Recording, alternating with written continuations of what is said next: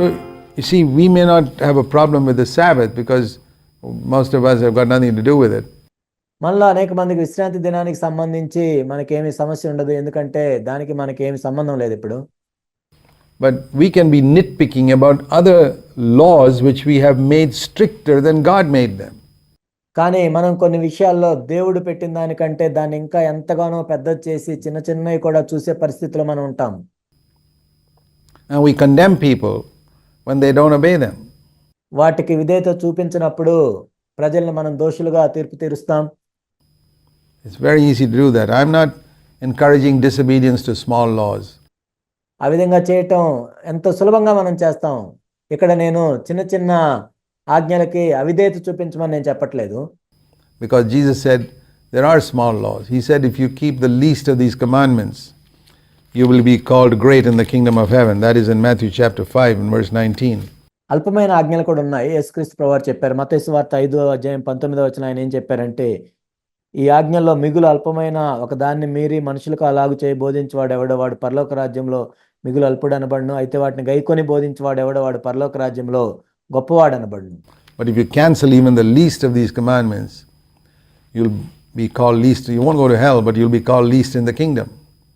కానీ ఈ ఆజ్ఞలో మిగులు అల్పమైన దాన్ని మీరి ఆ విధంగా బోధిస్తే నువ్వేం నరకానికి వెళ్ళవు, కానీ పరలోక రాజ్యంలో మిగుల అల్పుడు అనబడతావు. So there are commandments which are least and there are commandments which are great. Jesus himself makes it clear. కాబట్టి యేసుక్రీస్తు ప్రభువారు చెప్పింది ఏంటంటే ఆజ్ఞల్లో అల్పమైనవి ఉన్నవి, ప్రాముఖ్యమైనవి కూడా ఉన్నాయి. యేసు ప్రభువారు ఎంతో స్పష్టంగా చెప్పారు. But if you ignore even the least, you lose your position in heaven.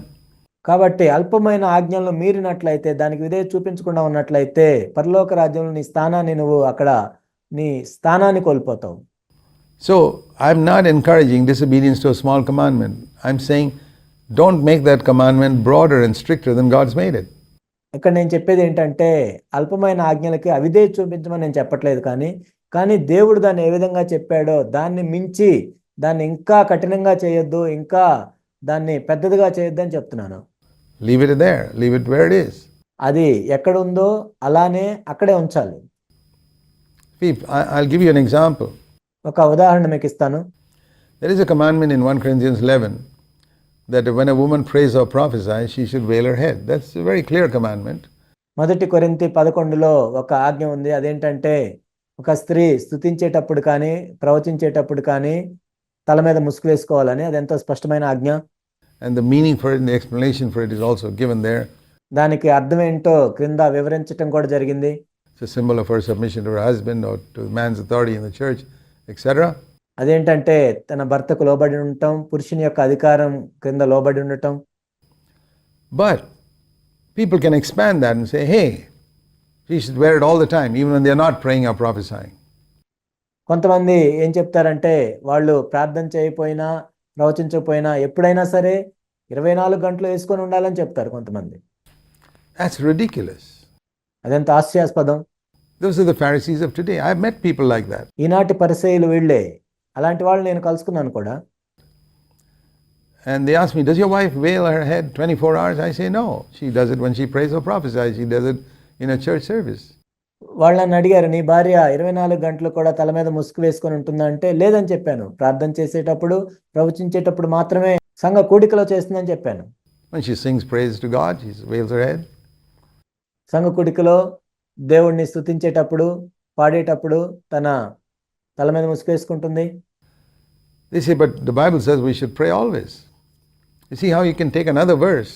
మరి వాళ్ళు ఏమంటారంటే ఎల్లప్పుడూ ప్రార్థన చేయమని బైబిల్ చెప్తుంది కదా అంటారు. చూడండి మరొక వచనాన్ని వాళ్ళు ఎలా తీసుకొస్తారు.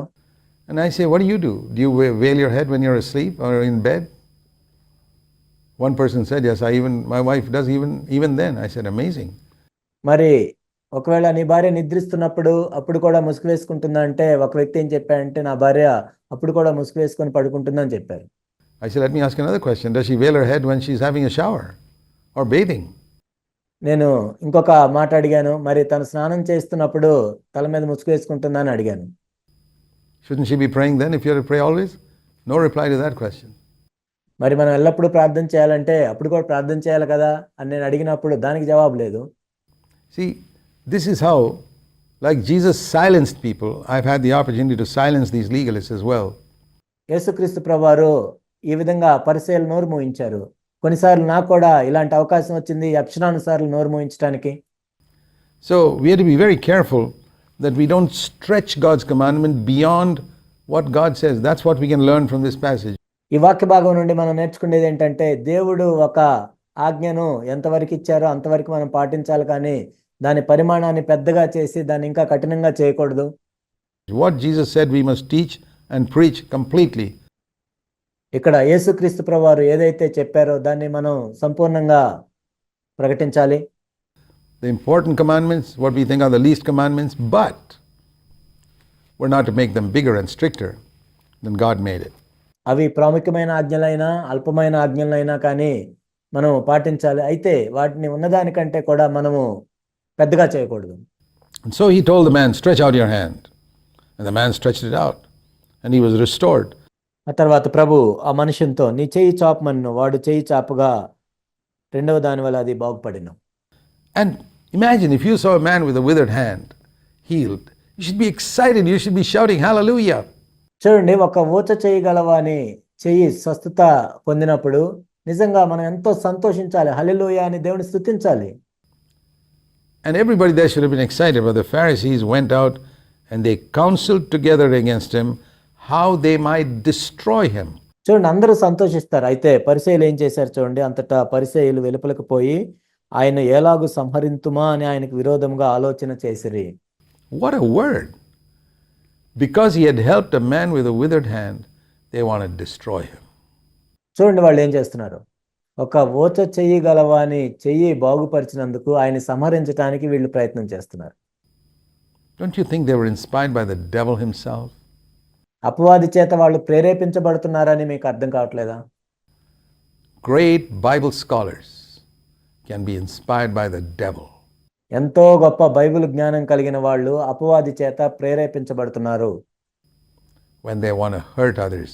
ఆ విధంగా ఇతరులను గాయపరచడానికి వాళ్ళు ప్రయత్నం చేస్తున్నారు. Today they wanted to kill him physically. Today a lot of great Bible scholars kill other servants of God with their tongue. వాళ్ళైతే యేసుక్రీస్తు ప్రభువుని భౌతికంగా సంహరించడానికి ప్రయత్నం చేశారు. ఈనాడు అనేక మంది బైబిలు జ్ఞానం కలిగిన బోధకులు ఇతర దైవజనుల్ని వాళ్ళ నోటితో సంహరించడానికి ప్రయత్నం చేస్తున్నారు. The tongue is the weapon they use, not daggers and spears. వాళ్ళు నాలుక అనే ఆయుధం వాడుతున్నారు, కానీ డాగులను వాళ్ళు వాడట్లేదు. With the tongue, with their articles, they hit out against people who are proclaiming total freedom from sin. ఎవరైతే దైవజనులు పాపము నుండి సంపూర్ణ విడుదల గురించి బోధిస్తున్నారో వాళ్ళని నాలుకతో సంహరిస్తున్నారు, వాళ్ళు రాసే ఆర్టికల్స్తో సంహరిస్తున్నారు. Healing from the withered hand, healing from a withered life. ఊచ చేయగల వాళ్ళని స్వస్థపరిచే దైవజనుల్ని, ఎండిపోయిన జీవితాలను బాగు చేసే దైవజనుల్ని ఆ విధంగా చేస్తున్నారు. And Jesus, aware of all this, went away from there. యేసు ఆ సంగతి తెలుసుకొని అక్కడి నుండి వెళ్ళిపోయాను. Jesus didn't hang around trying to prove that he was a brave person. The Bible says, Jesus said that when they persecute you in one city, go to another. యేసుక్రీస్తు అక్కడే ఉండి నేను ఎంతో ధైర్యవంతుడని రుజువు చేసుకోవడానికి ప్రయత్నం చేయలేదు, కానీ యేసుక్రీస్తు ప్రభువారే చెప్పారు, మీకు ఒక పట్టణంలో హింస కలిగితే మరొక పట్టణానికి వెళ్ళిపోమని చెప్పారు. Don't try to show your bravery there. If somebody wants to kill you, don't go there. మీ ధైర్యాన్ని అక్కడే ఉండి మీరు చూపించాల్సిన అవసరం లేదు. ఎవరైనా మిమ్మల్ని చంపడానికి ప్రయత్నం చేస్తున్నట్లయితే అక్కడ ఉండొద్దు. He withdrew from there and went somewhere else because he knew what their intentions were. You know, there's a great verse in John chapter 7. యేసు ఆ సంగతి తెలుసుకొని అక్కడ నుండి వెళ్ళిపోయారు, ఎందుకంటే వాళ్ళ యొక్క ఉద్దేశాలు ఆయనకు తెలుసు. యోహాను సువార్త 7వ అధ్యాయంలో ఈ మాట ఉంది, which says that when Jesus knew that the people in Judea wanted to kill him, he did not go there. Why should he go there? He didn't walk in Judea because John 7 verse 1. యూదయ ప్రాంతంలో ఉన్న ప్రజలు ఆయన చంపడానికి ప్రయత్నం చేసినప్పుడు, ఎందుకంటే ఆయన అక్కడికి వెళ్ళలేదు, ఆ యూదయ ప్రాంతం దగ్గరికి ఆయన సంచరించలేదు. యోహాను 7:1. But later on in the same chapter, when his father told him to go, he went. ఆ తర్వాత అదే అధ్యాయంలో మనం చూసినట్లయితే తన తండ్రి వెళ్ళమని చెప్పినప్పుడు ఆయన వెళ్ళాడు. So we don't take unnecessary risks. That's what we learned from Christ's life. క్రీస్తు యొక్క జీవితం నుండి మనం నేర్చుకునేది ఏంటంటే అనవసరమైన రిస్క్ మనం తీసుకోకూడదు. But we are willing to go. If the Lord tells us to go to any place on earth, He will protect us. కానీ భూమి మీద ఏ ప్రదేశానికైనా దేవుడు వెళ్ళమంటే మనం వెళ్ళటం నేర్చుకోవాలి. అప్పుడు ఆయన మనల్ని కాపాడుతాడు. But we don't take unnecessary risk to show how brave we are or to show our faith. మనం ఏదో ధైర్యవంతులు అని రుజువు చేసుకోవటానికో లేకపోతే మన విశ్వాసాన్ని ప్రదర్శించడానికో అనవసరంగా రిస్క్ తీసుకోకూడదు.